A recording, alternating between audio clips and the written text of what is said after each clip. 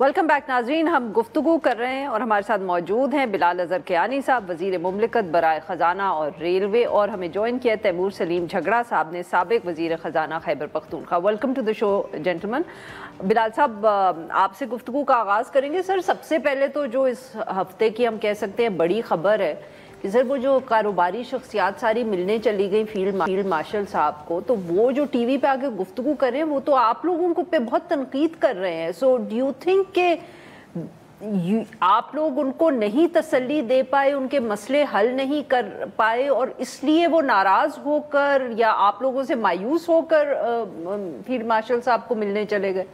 جی بسم اللہ الرحمن الرحیم۔ عارفہ صاحبہ بہت شکریہ جی اپنے شو میں دعوت دینے کا۔ دیکھیے عارفہ صاحبہ، وی بین انگیجنگ ود دا چیمبرس، اور یہ تاجروں کے ساتھ اور جتنے بھی پریزیڈنٹس ہیں چیمبرس کے، including F P C C I and all the various chambers, Karachi, Lahore, Multan, ان کے ساتھ میں خود ایک دفعہ ایف پی سی سی آئی گیا جی 1.5-2 ہفتے قبل، 3 گھنٹے وہاں پر ہم نے لگائے۔ پھر پرائم منسٹر صاحب نے ہدایت دی تو فائنانس منسٹر صاحب کی بھی 3 گھنٹوں کی ہماری ایک کمیٹی کی میٹنگ ہوئی، جس میں فائنانس منسٹر بھی تھے، ہارون اختر صاحب تھے، علی پرویز صاحب تھے، رانا احسان صاحب، chairman F B R, myself. Sir list نہ پڑھو نا۔ نہیں جی، میں but I am just seeing کہ جی پرائم منسٹر صاحب نے ہی انشورڈ کہ all of us are there to listen to their concerns, to address genuine concerns. اور اس کے بعد پھر ایک سب کمیٹی بنی جو ہارون صاحب جس کی صدارت کر تھے، میں بھی اس میں شامل تھا۔ نہیں، میں اس لیے آپ کو بتا رہا ہوں کہ ایک طویل پروسیس اور انگیجمنٹ ان کے ساتھ رہی ہے، اور آخری میٹنگ میں ہماری جو چیمبر سے بات ہوئی اس میں we found ways forward on some of their concerns, potential ways forward. بس اس میں ہم نے ان سے یہ گزارش کی تھی کہ now we have to take these اوے۔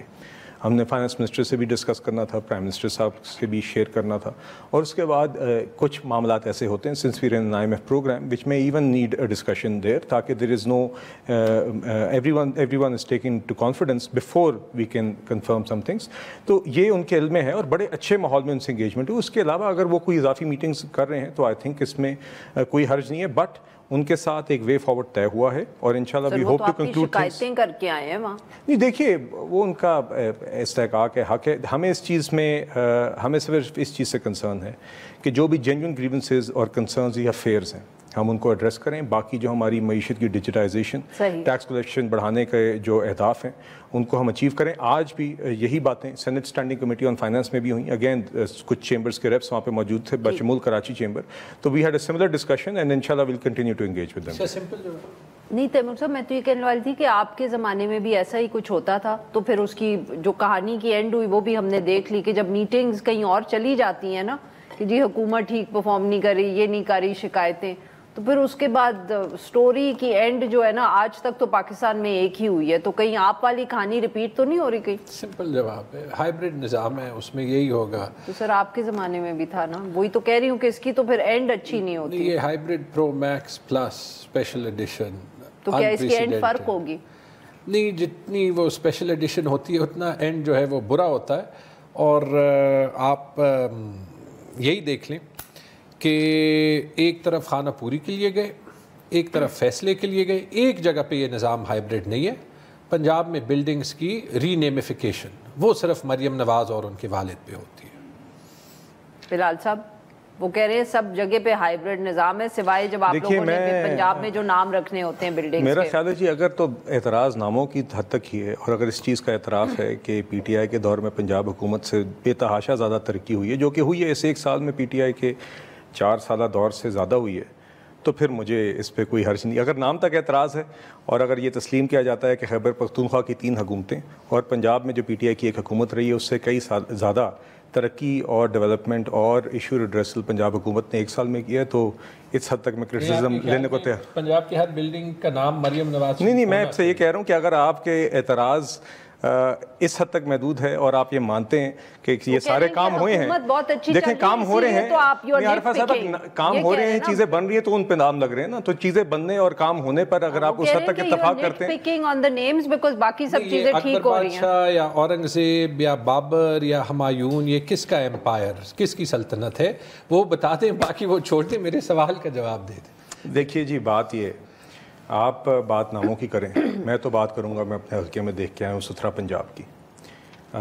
میں بات کروں گا آپ سے ان سارے بی ایچ یوز کی جو کہ گاؤں گاؤں میں اپ گریڈ ہو رہے ہیں، جہاں پہ ڈاکٹرز کی کمی پوری ہو رہی ہے، اور جس طرح کا بی ایچ یو یا آر ایچ سی آپ کو rural health centre, basic health unit آپ کو لاہور میں نظر آئے گا، اسی طرح کا اب آپ کو جہلم میں نظر آئے گا۔ میں آپ سے بات کروں گا واٹر سپلائی اسکیمز کی جو میرے حلقوں میں ہو رہی ہیں.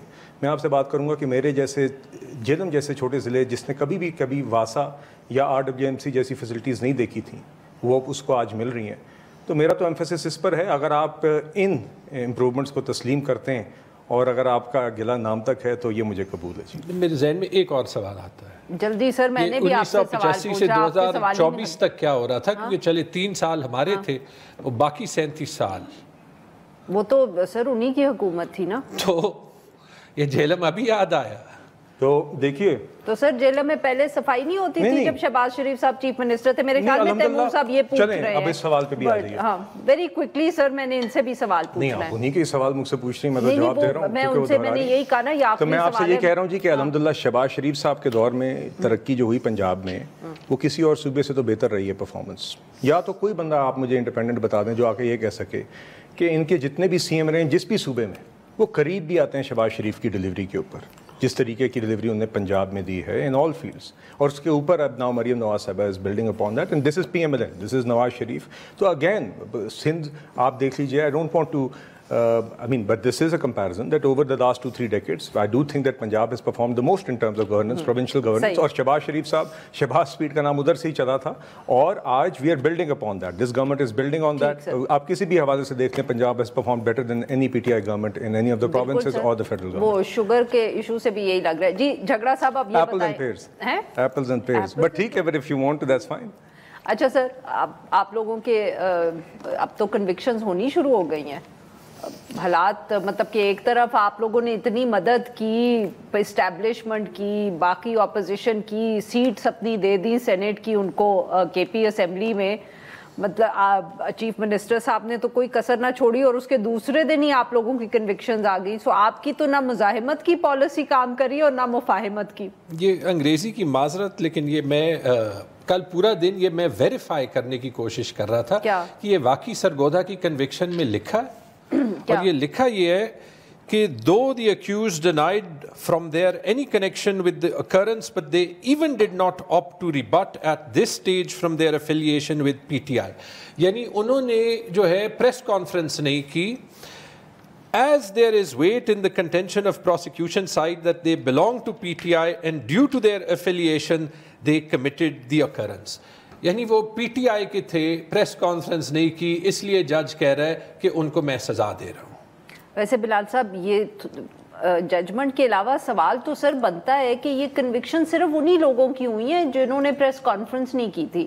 تو جن لوگوں نے پریس کانفرنس کی ان کے بارے میں آکیولر ایویڈنس بھی, جس کو میں نے ویسے یہ ججمنٹ میں ہی لکھا ہے. آئی نو سر, میں ویسے کہہ رہی ہوں کہ یہ میں نے نا اب یہ پہلی دفعہ ٹرم ججمنٹ میں پڑھی, آکیولر ایویڈنس, تو میں اس پہ بات کر رہی تھی کہ سر ویسے وہ آپ لوگوں, یہ آپ کی کیسی پروسیکیوشن ہے سر حکومتوں کی اور جو آپ کی جوڈیشری ہے, کہ ان کو وہ لوگ نظر ہی نہیں آئے جنہوں نے پریس کانفرنسز کر دی تھی. تو یہ اتنا بڑا جو جرم ہے یہ صرف ان لوگوں نے کیا ہے جو پریس کانفرنس نہیں کرتے. وہ ججمنٹ میں ایکسپلین ہو گیا ہے نا کہ پریس کانفرنس کرنا ضروری ہے بے گناہ ہونے کے لیے.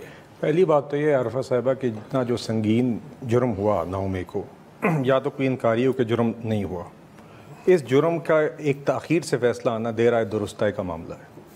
2.25 سال بعد وہ فیصلہ جو چند ہفتوں میں, یہ سوال نہیں تھا, میرا سوال یہ تھا کہ وہ دیکھیں آپ سوال اسپیسیفک کریں گے, جواب تو میں مرضی کا دوں گا. نہیں آئی نو سر, بٹ میں ویسے کہہ رہی ہوں کہ سر جیسے نہیں, وہ دیکھیے اچھا سوال ہے. آئی ایم ناٹ, میں تو جی نہ وہاں پہ پروسیکیوٹر ہوں, وہ ٹیکنیکلٹیز جو کیس کی ہوں گی وہ پروسیکیوشن حکومت کی نہیں, مگر میں تو میرے سامنے تو فائل نہیں ہے جی, میں آپ کے سامنے بلا وجہ کہوں کہ میں نے وہاں پر وہ یقیناً دیکھیے everyone has the right to appeal.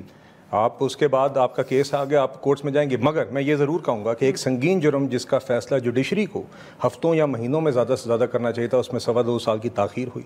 جن لوگوں کی کنوکشنز ہوئیں وہ لوگ ہیں جو اس دن عمران خان کی گرفتاری کے بعد ایک ہی جماعت کے لوگ 4 شہروں کے اندر ملٹری انسٹالیشنز پر حملے کرتے ہوئے نظر آئے. ان کے یہی لوگ ہر کیمرے کے اوپر لیڈ کرتے ہوئے نظر آئے, جن کی 2.25 سال بعد کنوکشن ہوئی. مراد راز صاحب وہ بھی نظر آئے تھے, بٹ وہ کدھر ہیں پر نہیں. دیکھیے اگین جو لوگ رہ گئے, میں تو کہتا ہوں جی جس نے بھی کام کیا, کدھر ہیں, नहीं मुझे क्या पता शोज पे आते हैं सर। नहीं देखिए, तो मैं तो कहता हूँ जिसने भी जुर्म किया उसको सजा होनी चाहिए। अच्छा। और जो बेगुनाह है उसको रिहा होना चाहिए। मैं बिल्कुल आपके सामने बरमदा ये कहता हूँ, मगर जो हुई भी हैं ये भी देर आए दुरुस्त आई हुई हैं। जो लोग रह गए हैं, जिसने भी जो भी नामे का जुर्म जिसने भी किया है उसको बिल्कुल सजा होनी चाहिए। सर ये कौन उनको पकड़ेगा जो लोग फिर रहे हैं?